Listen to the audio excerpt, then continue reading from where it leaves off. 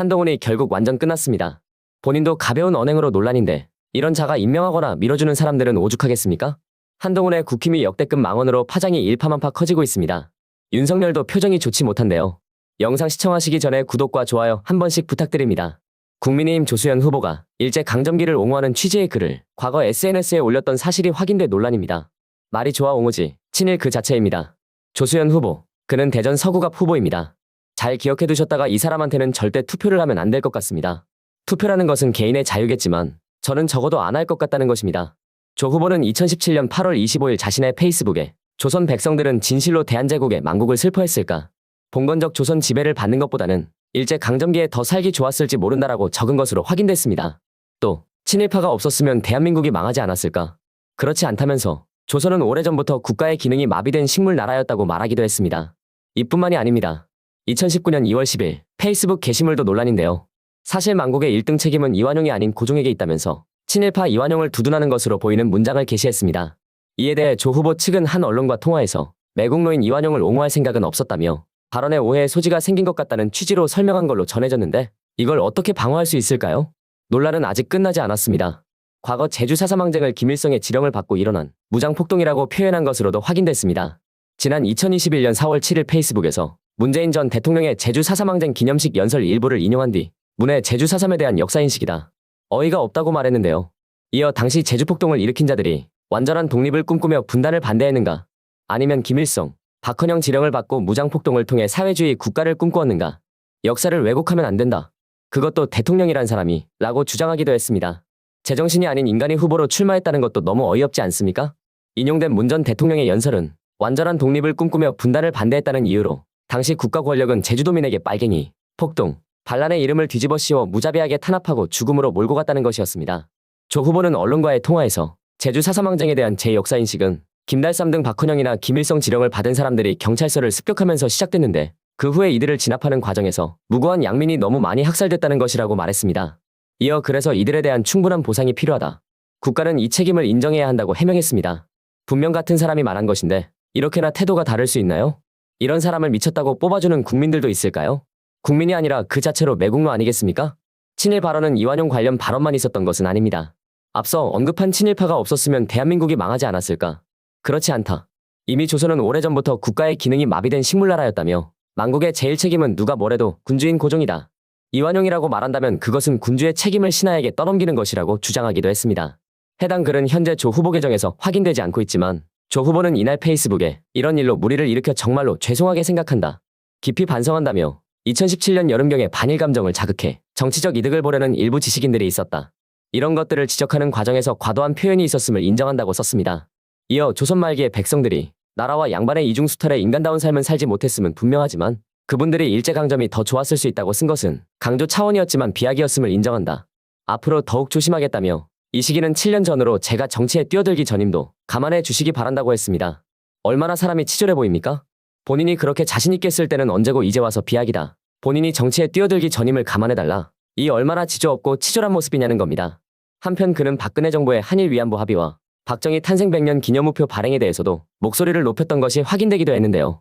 2016년 12월 25일 페이스북에 위안부 합의, 박 대통령이 한 일 중에 가장 분노스러운 일이다. 당사자들의 동의 없는 합의는 있을 수도 없는 일이라며 1년이 지났지만 더 분노가 치민다. 역사의식 없는 대통령의 만행과도 같은 일이었다라고 말하기도 했습니다. 그러면서 그는 같은 해 1월 6일 페이스북에 한일 위안부 합의 폐기를 주장하며 일본 대사관 앞 소녀상 옆에서 노숙한 평화합의 네트워크 등 청년단체 회원 20여 명에 대한 경찰 수사가 시작됐다는 내용의 기사를 공유하며 이런 말을 했습니다. 이렇게 틈만 있으면 정권의 땡땡들이 발톱을 드러내며 오버를 한다. 젊은 대학생들이 풍찬노숙을 하고 싶어 하는가? 어느 나라 순사인가? 부끄러운 줄을 알았으면 좋겠다고 덧붙였습니다. 한편 박정희 우표 발행 관련 2016년 9월 20일에 작성한 글에서는 어려운 때에 균형 잡힌 사고로 살아가기가 힘이 든다고 2017년 6월 19일 박정희 100년 기념우표보다는 같은 해에 태어나 독립운동을 하다가 일본 감옥에서 1945년 옥사한 윤동주 시인의 탄생 100주년 기념우표를 발행하는 것이 더 좋아 보인다고 하기도 했는데요. 굉장히 이상한 사람입니다. 여러분도 지금 정부가 일본과 박근혜, 박정희에 대해 어떻게 평가하고 있는지를 다 아실 겁니다. 조 후보의 발언을 보면 어떤 건 윤석열과 너무 똑같고 어떤 건 너무 결이 다릅니다. 한마디로 기준이 전혀 없고 권력 앞에 충성하기 바쁜 간신 같은 인간이라는 겁니다. 이래도 표를 주시겠습니까? 그럼에도 표를 준다고 하는 건 제정신이 아닌 것 아니겠습니까? 한동훈은 어떻게 이런 사람을 대전 지역 의원으로 출마시킬 생각을 했는지 알 수가 없습니다. 한동훈이 자초한 사고 아니겠습니까? 그리고 윤석열은 어떻게 이런 사람들을 본인 오른팔로 둘 생각을 했을까요? 애초에 이런 사리분별을 못했기 때문에 그런 걸 수도 있겠다는 생각이 듭니다. 제22대 총선이 한 달도 채 남지 않은 가운데 국민의힘의 지지율이 더불어민주당에 재역전 당하면서 한동훈 한계론이 고개를 들고 있는 이유가 이겁니다. 지난 2월 국민의힘 지지율 상승은 한동훈에 대한 기대 심리와 민주당의 공천 잡음이 맞물린 결과였습니다. 민주당 내부 공천 갈등에 전통 지지층이 등을 돌리면서 상대적으로 보수층의 여론이 과표집된 측면이 작용한 거였죠. 그런데 민주당의 공천이 마무리되면서 야권 지지층이 결집했고 때마침 조국혁신당이 등장하면서 주목을 끌기 시작했습니다. 여기에 민주당과 시너지 효과까지 불러일으키며 국민의힘 입장에서는 다시 위기가 발생한 셈인 것입니다. 여야 간 변화된 지형의 한동훈은 그 어떠한 수도 쓰지 못하고 있습니다. 문제는 이런 와중에 도태우 후보의 5.18 폄훼 논란이 일어났고 여론이 악화되자 한동훈이 공개적으로 공관위에 재검토를 요청했음에도 공천 결과를 뒤집지 못했다는 점입니다. 여기에 이종섭의 호주 출국 등 악재가 거듭해서 쌓이고 있음에도 한동훈은 정부의 쓴소리 한마디 못하는 등 돌파구를 찾지 못하고 있습니다. 이런 상황 속에서 한동훈은 지금도 도움도 안 되는 지역 유세에만 몰두하고 있죠. 12일 리얼미터가 에너지경제신문 의뢰로 전국 18세 이상 1,006명을 대상으로 진행한 정당 지지도 조사에 따르면 국민의힘은 41.9%, 더불어민주당은 43.1%로 조사됐습니다. 직전 조사 대비 국민의힘은 4.8%포인트 하락했고 민주당은 4.0%포인트 상승했습니다. 앞서 리얼미터 조사에서 더불어민주당이 국민의힘을 큰 폭으로 앞서다가 1월부터 폭이 줄더니 2월 말 조사에서 뒤집힌 바 있습니다. 양당의 공천 작업이 마무리된 시점인 지난주 진행된 조사에서는 다시 민주당이 국민의힘을 오차범위 내에서 뒤집는 등 큰 폭의 변동을 보였습니다. 일각에서는 공천 과정에서 민주당 내 친문, 친명, 비명 등 계파 갈등이 폭발하자 전통 지지층이 지지를 철회하거나 관망하는 기류였던 것에 반해 보수층에서는 조용한 공천으로 지지층이 결집해 상대적으로 과표집됐다는 분석이 나오고 있습니다. 지난 1월에서 2월 여론조사에 민주당의 공천 잡음이 지나치게 반영됐던 게 아니냐는 건데요. 더군다나 지금 여당에는 공천 후폭풍이 뒤늦게 불고 있는 모양새입니다. 텃밭인 대구 중남구에서 현역인 임병원 의원이 경선에서 탈락하고 공천을 받은 친박계 인사 도태우 변호사가 과거 5.18 광주민주화운동 북한군 개입설을 주장하는 등 폄훼 발언을 한 것으로 알려지면서 논란에 휩싸였기 때문입니다. 특히 논란 초기에 정영환 공관위원장이 우리는 다양성을 중시하는 당이다. 특별히 문제없다고 대응하면서 논란은 더욱 커졌는데요. 마치 당에서 도 변호사의 5.18 폄훼 발언을 수용하는 듯한 모양새로 비쳤기 때문입니다. 그럼에도 한동훈은 관련 질의에 즉답을 피하면서 사태를 관망하다가 여론이 악화하자 뒤늦게 공관위에 공천 재검토를 요청했습니다. 하지만 이마저도 공관위가 만장일치로 공천 유지 결정을 내리면서 한동훈의 리더십에 큰 타격을 입히게 됐습니다. 여기에 해병대 최상병 순직 사건 수사 외압 의혹의 핵심 피의자인 이종섭이 호주 대사로 임명돼 출국하면서 악재가 겹치는 상황입니다.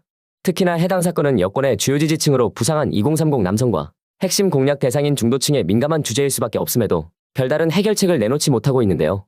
심지어 한동훈이 최상병 사건과 관련해 무시로 일관했던 행보까지 더해져 상황은 더욱 심각해졌습니다. 그럼에도 한동훈은 사실상 정부가 이미 밝힌 입장을 반복할 뿐 적극 옹호하지도 비판하지도 못하고 있죠. 여야를 떠나서 이런 무능한 인간들에게 국정 운영을 맡긴다는 것 자체가 정상이 아니라는 겁니다. 오늘도 늘었습니다. 국힘에 표를 주지 않을 이유, 이보다 더한 게 있을까요? 영상 마치겠습니다. 여러분의 구독과 좋아요는 영상 제작에 큰 힘이 됩니다. 혁명을 위해 힘